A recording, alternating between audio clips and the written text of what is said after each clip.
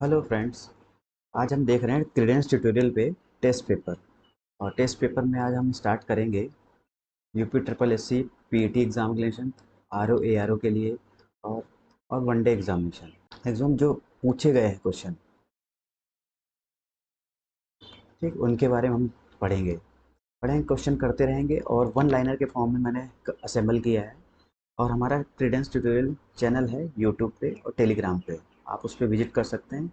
और लाइक करिए, सब्सक्राइब करिए और जितना हो सके दोस्तों को शेयर कीजिए। चलिए हम लोग स्टार्ट करते हैं, टाइम ख़राब नहीं करेंगे। चलिए स्टार्ट करते हैं हिस्ट्री से। सबसे पहले हिस्ट्री से, सल्तनत काल में अलाउद्दीन खिलजी द्वारा बाजार नियंत्रण या मूल्य नियंत्रण पद्धति को लागू किया गया। किसके द्वारा लागू किया गया? अलाउद्दीन खिलजी के द्वारा।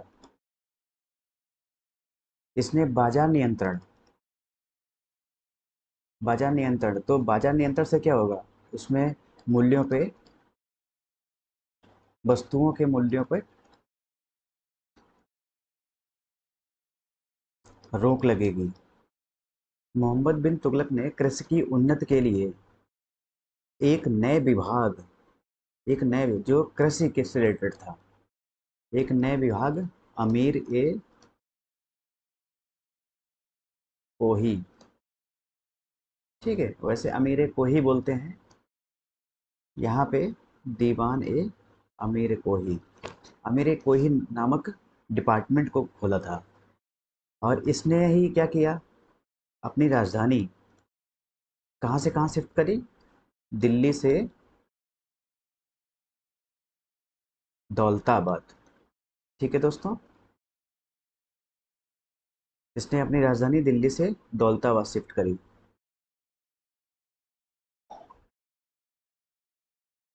नेक्स्ट पॉइंट पे चलते हैं। भारत में सबसे पहले सांकेतिक मुद्रा, सांकेतिक मुद्रा जो थी, मोहम्मद बिन तुगलक ने ही स्टार्ट किया था। ठीक है, सांकेतिक मुद्रा किसने स्टार्ट करी? मोहम्मद बिन तुगलक ने। सल्तनत काल में डाक व्यवस्था की विस्तृत विवरण हमें इब्न बतूता की यात्रा से मिलता। तो डाक व्यवस्था जो थी का विस्तृत विवरण जो मिलता है, का विवरण जो मिलता है किसके? Ibn Battuta.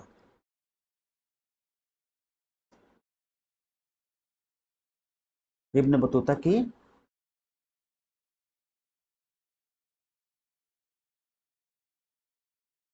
यात्रा से मिलती है। तो किसकी यात्रा से?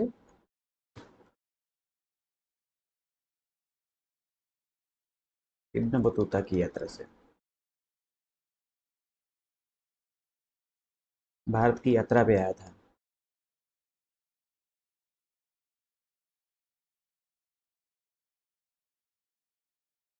नेक्स्ट पॉइंट बहुत ही इंपॉर्टेंट, वेरी वेरी इंपॉर्टेंट, ये कुछ क्वेश्चन पूछा गया है। तो इसमें बदायूनी साहब ने, मैं बता दे रहा हूँ, बदायूनी ने मोहम्मद बिन तुगलक की मृत्यु पे कहा था कि सुल्तान को प्रजा से, सुल्तान को प्रजा से और प्रजा को सुल्तान से मुक्ति मिल गई। तो बदायूनी ने किसके बारे में कहा था? मोहम्मद बिन तुगलक की मृत्यु के बारे में। ठीक है, अब फिरोज शाह तुगलक ने ही बेरोजगारों की भलाई के लिए रोजगार कार्यालय की स्थापना की। फिरोज शाह तुगलक ने बेरोजगारों की भलाई के लिए नए कार्यालय, रोजगार कार्यालय की स्थापना की। इसी के समय लोक निर्माण विभाग मतलब पब्लिक वेलफेयर डिपार्टमेंट, ठीक है, पीडब्ल्यूडी जिसे बोलते हैं। तो पीडब्ल्यूडी का निर्माण किसने कराया? फिरोज शाह तुगलक ने ही।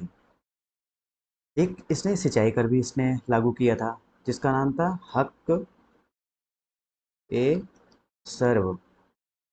ठीक है, हक ए सर्व नामक एक सिंचाई कर दिल्ली में लगाने वाला प्रथम सुल्तान है। इससे पहले सिंचाई कर नहीं लगता था, तो इसने फिरोज शाह तुगलक ने ही नहर निर्माण कराया। नहर निर्माण कराई तो उस पर एक कर का स्टार्ट हुआ। कर को सिंचाई कर के नाम से जानते थे, या हक के ये सर्व के नाम से जानते थे। ठीक है, इतना हम लोग रब कर देते हैं, आगे बढ़ते हैं। फिरोज शाह तुगलक ने ही एक और काम कराया था, हज की व्यवस्था कराई।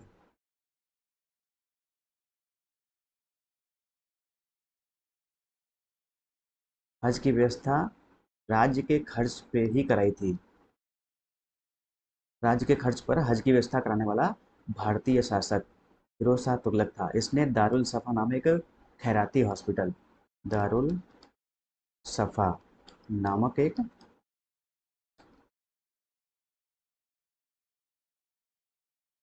खैराती अस्पताल, दारुल सफा नामक एक खैराती अस्पताल तथा हज की व्यवस्था भी कराई थी।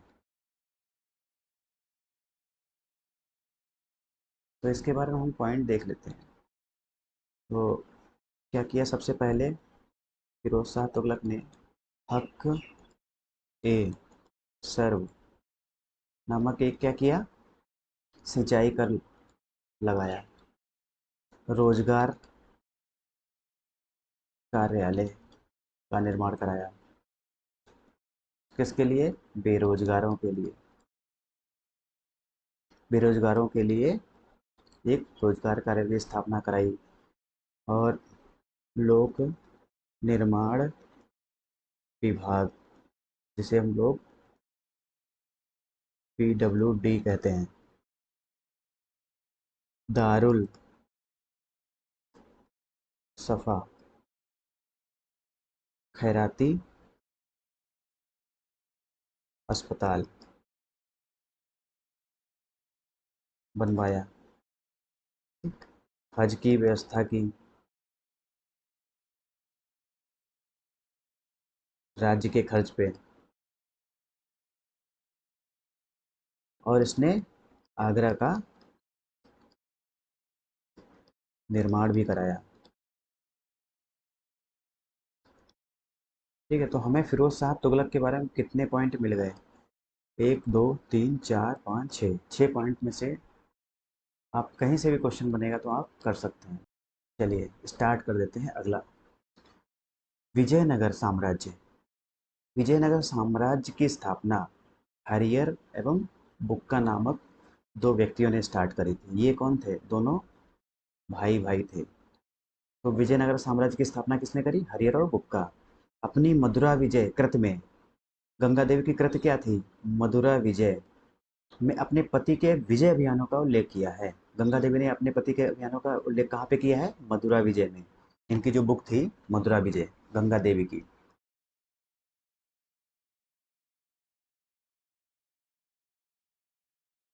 ठीक है। कृष्णदेव राय के दरबार में तेलुगु के 8 कवियों को अष्टदिग्गज के रूप में जाना जाता था। तो जो कृष्णदेव राय वर्मन थे,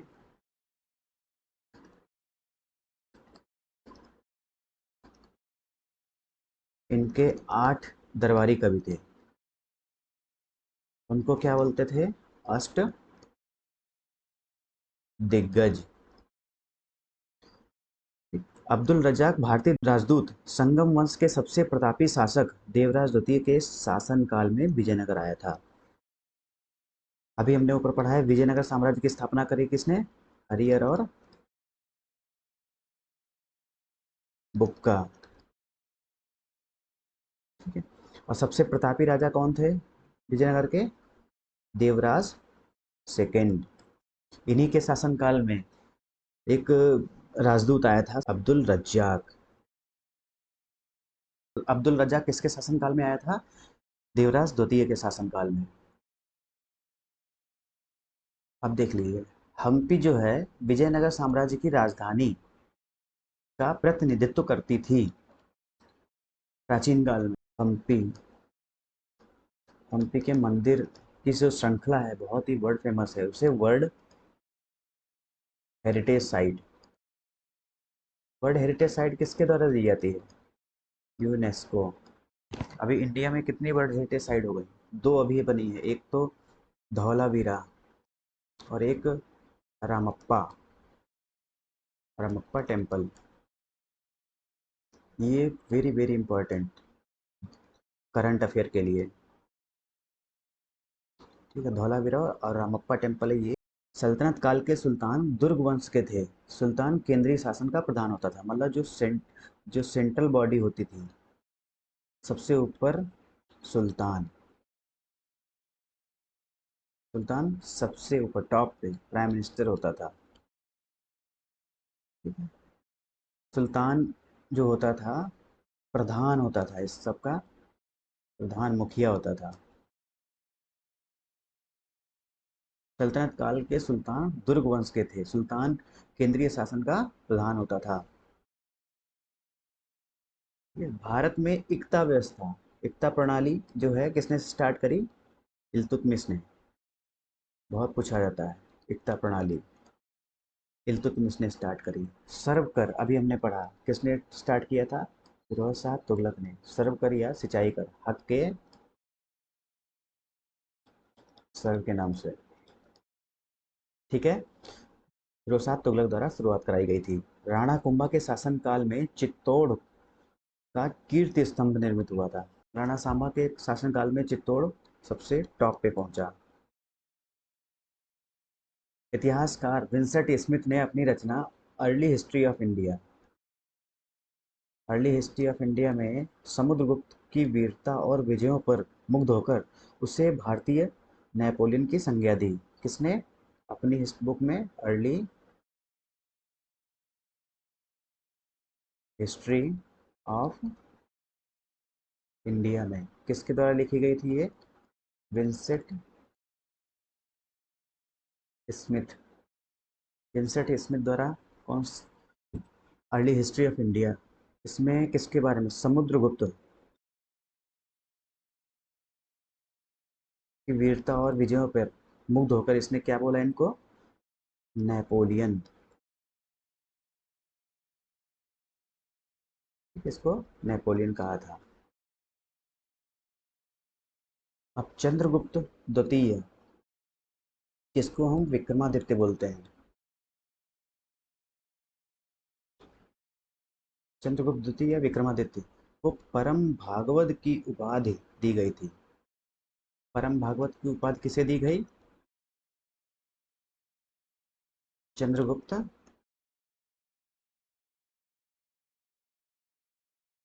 द्वितीय को। अब जैन धर्म के संस्थापक कौन थे?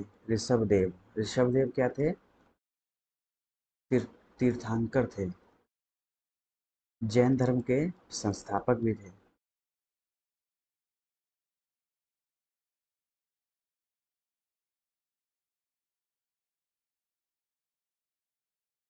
इनको आदिनाथ भी कहा जाता था। ठीक है, ऋषभदेव जैन धर्म के संस्थापक।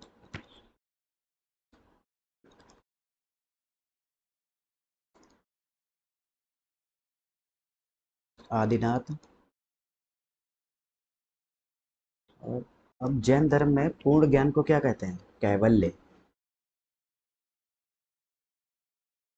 कैवल्य मतलब जैन धर्म में जिसको संपूर्ण नॉलेज हो, संपूर्ण ज्ञान हो, जो परिपक्व हो, ज्ञान से परिपूर्ण हो, उसे कैवल्य की संज्ञा दी जाती थी। गौतम बुद्ध को एशिया के ज्योतिपुंज के रूप में माना जाता है। इसके जीवन पर एडविन अर्नाल्ड ने लाइट ऑफ एशिया नामक काव्य की रचना की थी। लाइट ऑफ एशिया बुक इन्होंने पब्लिश करी। एडविन अर्नॉल्ड ने लाइट ऑफ एशिया नामक काव्य की रचना की और गौतम बुद्ध को एशिया का ज्योतिपुंज के रूप में माना। अब चलिए हम लोग, ये तो हिस्ट्री की बात हो गई, अब हम लोग कॉमन पेपर देख लेते हैं। चलिए कॉमन में स्टार्ट करते हैं। मीराबाई चैतन्य महाप्रभु की समकालीन थी, मतलब इनके जब चैतन्य महाप्रभु थे उस समय ये थी। तो समकालीन मतलब कंटेम्परेरी। मृग तृष्णा पूर्ण आंतरिक परावर्तन, टोटल इंटरनल रिफ्लेक्शन। पूर्ण आंतरिक परावर्तन मतलब टोटल इंटरनल रिफ्लेक्शन का एक उदाहरण है। गर्मी में रोड में आग का निकलना, जैसे गर्मी में हम लोग चल रहे हैं तो यहाँ से लग रहा है कि आग निकलती हो। यहाँ पे अगर आपकी बाइक जा रही है तो ऐसा लगता है कि ये आग निकल रही है, तो उसे टोटल इंटरनल रिफ्लेक्शन है, उसे मृगतृष्णा कहते हैं। ठीक है दोस्तों। अब गांधी जी को सुभाष चंद्र बोस ने 1944 में रंगून रेडियो से राष्ट्रपिता की उपाधि दी थी। किसने? सुभाष चंद्र बोस ने 1944 में रंगून रेडियो से सबसे पहले राष्ट्रपिता कहा था।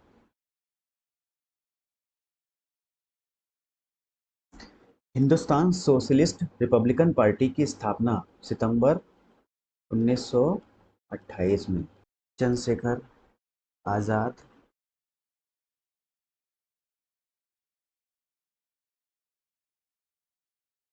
भगत सिंह, सचिंद्र सान्याल।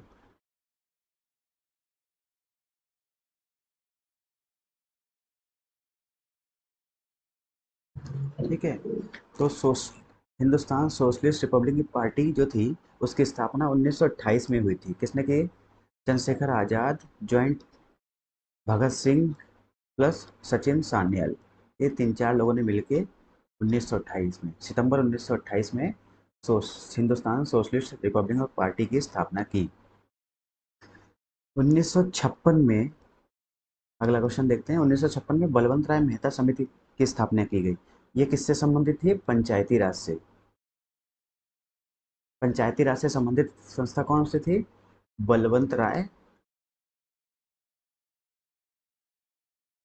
मेहता। बाल गंगाधर तिलक ने गणेश पूजा और शिवाजी उत्सव का प्रारंभ किया था। कहाँ पे? महाराष्ट्र में। भारतीय राष्ट्रीय कांग्रेस का प्रथम अधिवेशन 28 दिसंबर 1885 में मुंबई के गोकुलदास तेजपाल कॉलेज में हुआ था।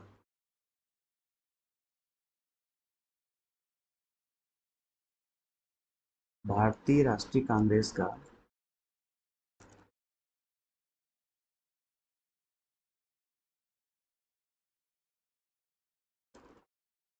प्रथम अधिवेशन कब हुआ? 28 दिसंबर 1885 में मुंबई के गोकुलदास तेजपाल संस्कृत कॉलेज था।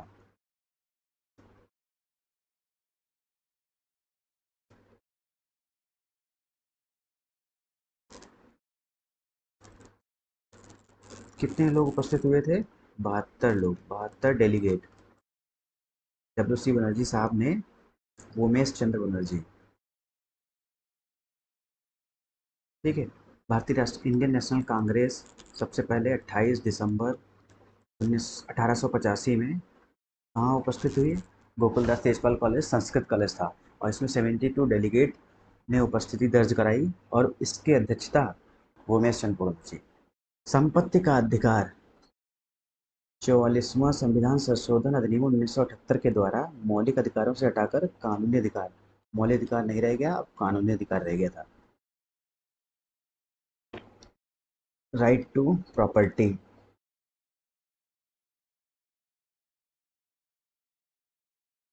राइट टू प्रॉपर्टी जो फंडामेंटल राइट्स था।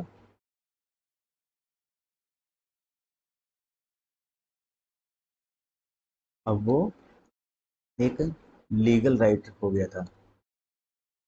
किस, कौन से संविधान संशोधन? 54th कॉन्स्टिट्यूशनल अमेंडमेंट एक्ट 1978 के द्वारा। ठीक है। 1885 में 52वें संविधान संशोधन के माध्यम से दल बदल विरोधी कानून बनाया गया, एंटी डिफेक्शन लॉ। 52वां संविधान संशोधन बहुत पूछा जाता है।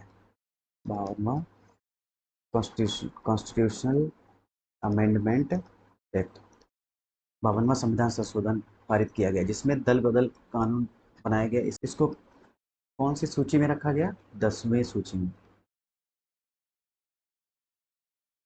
सेबी बनाने का प्रस्ताव 12 अप्रैल 1988 में लाया गया। इसे अनभिहित संस्था का दर्जा एवं अधिकार दे दिया गया। अनभिहित मतलब स्टैट्यूटेबल स्टैट्यूटेबल बॉडी से भी 12 अप्रैल 1988 में। रक्तदाब, ब्लड प्रेशर, ब्लड प्रेशर किससे नापते हैं? स्फेग्मो मैनोमीटर। और हमारा जो फ्रिज होता है, फ्रिज में अगर खाने को ताज़ा रखने के लिए टेम्परेचर कितना होना चाहिए?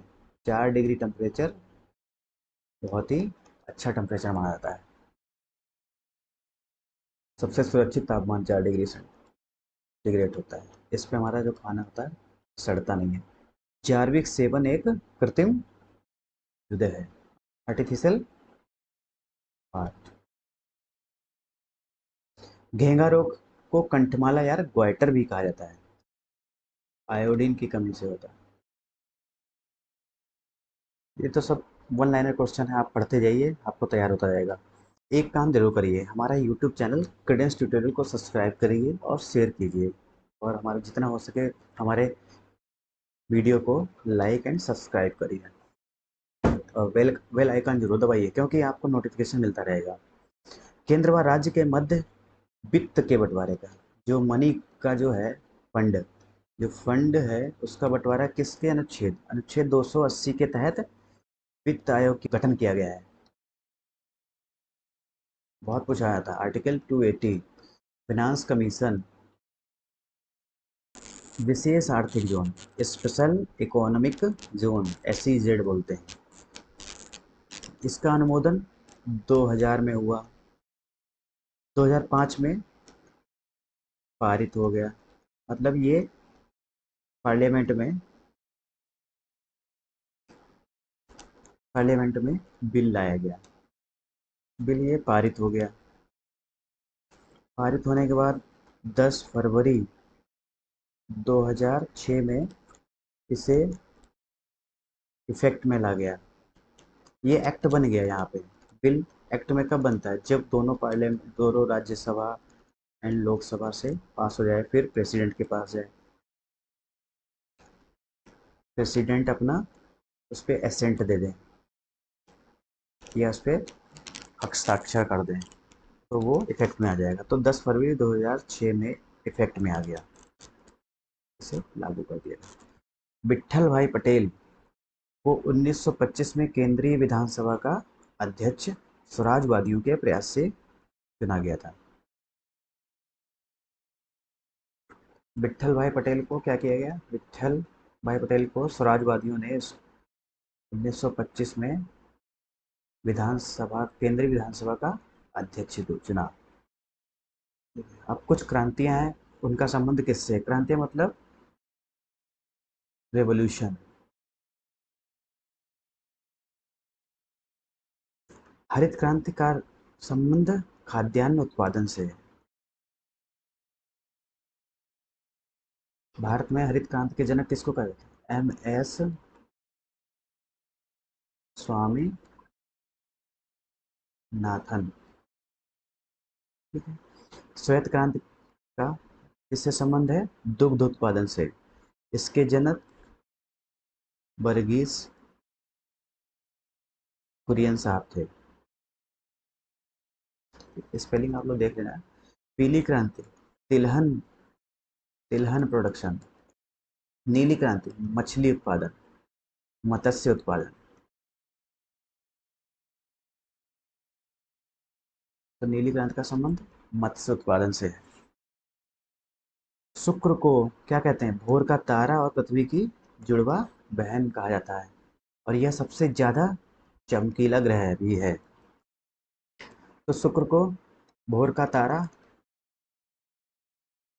और पृथ्वी की जुड़वा बहन और सबसे चमकीला तारा भी है। ड्राकेंसबर्ग पर्वत दक्षिण पूर्व अफ्रीका में पाया जाता है। यह इसका सर्वोच्च बिंदु जो है हवाना एंटिलियाना है। यहाँ पे कहीं पे ड्राकेंसबर्ग पर्वत है।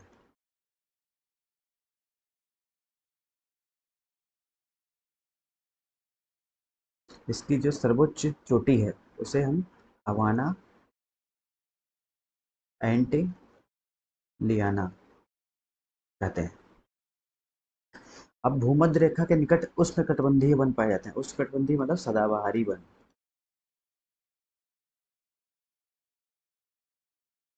तो ये जैसे हमारा इक्वेटर है, इसे भूमध्य रेखा कहते हैं। तो ये एक ITCZ, inter tropical convergent zone. इसी वजह से यहाँ पे टेम्परेचर ज़्यादा होता है, तो डेली बादल बनते हैं और बारिश हो जाती है। NRHM, national rural health mission का प्रारंभ 12 अप्रैल 2005 को हुआ था। गुजरात राज्य की तटरेखा सबसे अधिक है। रडार का उपयोग वस्तुओं की स्थिति व उपस्थिति ज्ञात करने के लिए रेडियो तरंगों का प्रयोग किया जाता है। तो रडार का फंक्शन यही है, हम ये सिग्नल भेजा, टकरा के फिर आया, तो ये जो डिफरेंस है, फेज डिफरेंस, उसी से पता चलता है कि वस्तु की लंबाई क्या है, क्या उपस्थित है। तो कॉन्सेप्ट यही है, रेडियो तरंग भेजी जाती हैं और फिर वो वापस आती हैं, तो उससे पता चलता है कि वस्तु है या नहीं है। अगर रेडियो तरंग आगे चली गई तो कुछ नहीं है, अगर वापस आ गए तो वो उससे पता चलता है कि यहाँ पे क्या है।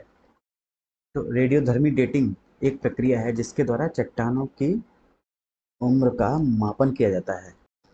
गदर पार्टी की स्थापना 1 नवंबर 1913 ईस्वी में लाला हरदयाल ने सैन फ्रांसिस्को में किया था। सैन फ्रांसिस्को में लाला हरदयाल साहब ने की थी। जिया तरंग आंदोलन का प्रारंभ, वेरी इंपॉर्टेंट, जिया तरंग आंदोलन का प्रारंभ मणिपुर में हुआ था। मणिपुर की सीमा बांग्लादेश से नहीं मिलती है, तो जिया तरंग आंदोलन कहाँ से है रिलेटेड? मणिपुर से। ठीक है, मंगल और बृहस्पति की कक्षा के बीच, जैसे ये मंगल की कक्षा है, ये सन है, तो ये मंगल की कक्षा है, ये बृहस्पति की कक्षा, इनके बीच ये मंगल है, ये कहीं बृहस्पति है, तो इसके बीच में जो भी ग्रह होंगे उन्हें क्षुब्ध ग्रह या अवांतर। अब देखिए, एक पायरोमीटर होता है। पायरोमीटर का जो क्या फंक्शन है, ये 800 डिग्री से ज़्यादा के टेम्परेचर को मापते हैं। पायरोमीटर का प्रयोग मैक्सिमम टेम्परेचर मापने के लिए, 800 डिग्री से ज़्यादा का टेम्परेचर मापने के लिए हमारे को पायोमीटर की ज़रूरत पड़ेगी। ठीक है, चलिए, अब इतना हो गया हमारा कॉमन। अब स्टार्ट करेंगे हिंदी। हिंदी में तद्भव एवं तत्सम। तद्भव क्या होते हैं? जो बोलचाल भाषा में यूज करते हैं। तत्सम संस्कृत के शुद्ध वर्ड तत्सम कहलाते हैं, और तद्भव बोलचाल भाषा में यूज।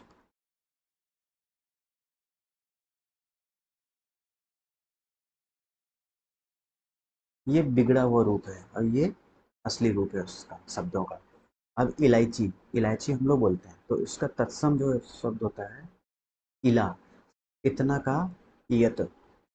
अंधा, अंधा तो हम बोलचाल भाषा में बोलते हैं अंध। उल्लू, उल्लूक। गेहूं का गोधूम, केवट का कैवर्त। 18, अष्टादश, गवार, गवार को ग्रामीण। कोना का कोण, कान का कर्ण। ठीक है, अब पर्यायवाची कुछ। नदी, नदी का पर्यायवाची सरिता, तरंगवती, लहरी, अपगा। सरिता, तरंगवती, लहरी और अपगा। अब इसी प्रकार दिनांक का पर्यायवाची तारीख, तिथि और मिति। दूध, दूध का दुग्ध, पय, गौरस, पीयूष। पय, गौरस एंड पीयूष। लहर का वेग, प्रवाह, विलोर और तरंग। अब कुछ अनेकार्थी शब्द।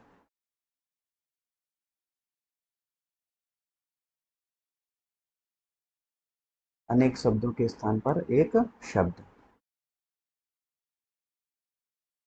अधिकार या कब्जे में आया हुआ, अधिकार या कब्जे में आया हुआ, अधिकृत। जिसका उत्तर ना दिया गया हो, अनुत्तरित। वह स्त्री जिसका पति दूसरा विवाह कर ले। अध्यूढ़ा, बहुत इंपॉर्टेंट। बिना देखरेख का जानवर। अनेर। चलिए अब नया चलते हैं कृषि। CSR 43, यह एक चावल की एक किस्म है। राइस का CSR 43।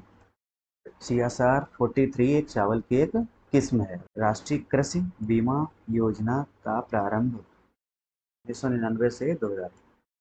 99 राष्ट्रीय कृषि बीमा योजना का प्रारंभ। राष्ट्रीय कृषि बीमा योजना का प्रारंभ 1999 से 2000 के बीच में हुआ। 2015-16 में महात्मा गांधी नरेगा के अंतर्गत रोजगार में महिलाओं की भागीदारी 57% थी।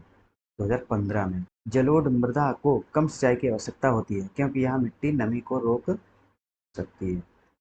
एलुवियल जो सॉइल होती है,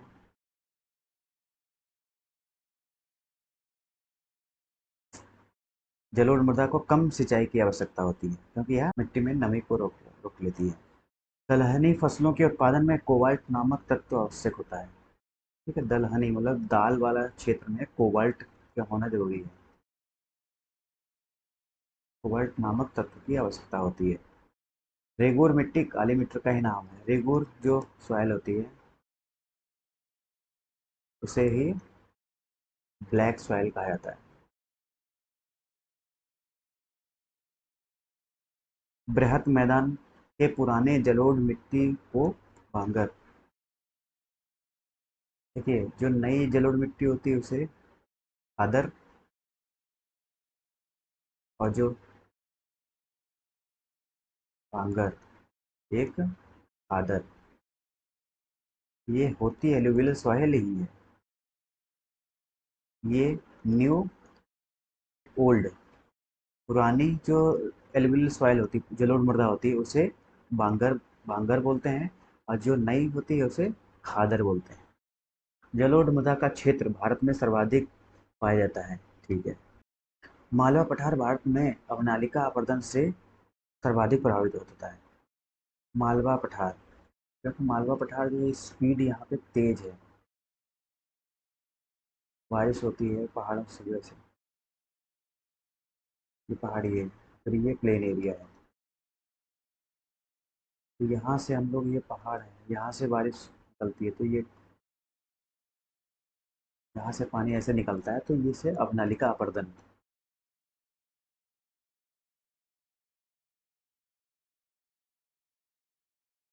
कहते हैं। तो ये मालवा का जो पठार है उसमें सबसे ज़्यादा अवनलिका अपर्दन होता है। अमृत जल को दूषित करने वाला अजैविक प्रदूषक आर्सेनिक। आर्सेनिक की उपस्थिति से वाटर हमारा दूषित होता है। ठीक है, अब उत्तर प्रदेश विशेष में देख लेते हैं। पर्यटन विकास निगम लिमिटेड की स्थापना 1974 में हुई है। उत्तर प्रदेश लठमार होली उत्सव कहाँ होती है? मथुरा में, बरसाना में। मथुरा के लठमार होली बरसाना में। सर्वाधिक मुस्लिम प्रतिशत वाला जिला रामपुर। सर्वाधिक जनघनत्व वाले जिले, जैसे पॉपुलेशन डेंसिटी मतलब समझते हैं आप लोग? जैसे ये एरिया है, यहाँ पे कितने लोग पर किलोमीटर एरिया में कितने लोग रह रहे हैं? तो यहाँ पे गाजियाबाद सबसे नंबर 1 पे, उसके बाद वाराणसी, उसके बाद लखनऊ। सर्वाधिक जनघनत्व वाले जिले गाजियाबाद, वाराणसी एंड लखनऊ। सर्वाधिक महिला साक्षरता वाले जिले कानपुर नगर, दूसरे नंबर पे लखनऊ, फिर गौतम बुद्ध नगर। उत्तर प्रदेश की जनसंख्या कहते हैं 1998, ऐसे याद करिए 1998, 1 2 3 4 1। 1998, 1 2 3 4 1। 19 करोड़ 98 लाख 12,341। ये 2011 के जनगणना से। अभी तो 21 करोड़ हो चुके होंगे हम लोग। शिशु लिंगानुपात जीरो, शिशु लिंगानुपात 0 से 6 साल के बच्चों को काउंट किया जाता है। ये कितना है? 902। उत्तर प्रदेश का लिंगानुपात 900। उत्तर प्रदेश का लिंगानुपात जो प्रति 1000 में 912, 912 महिला है प्रति एक। नौ लिंगानुपात मतलब 1000 पुरुष में कितनी महिलाएं हैं पुरुष पे? 912। बस यही खत्म करते हैं। थैंक यू, आपने इतना पेशेंस रखा। और हाँ, एक चीज़ आपसे रिक्वेस्ट है, आप हमारे चैनल क्रेडेंस ट्यूटोरियल को ज़रूर लाइक, वीडियो को लाइक करिए, सब्सक्राइब करिए, और हो सके तो अपने दोस्तों को शेयर भी कीजिए। ठीक है दोस्तों, चलिए आज के लिए हम इतना ही रखते हैं। धन्यवाद। Thank you.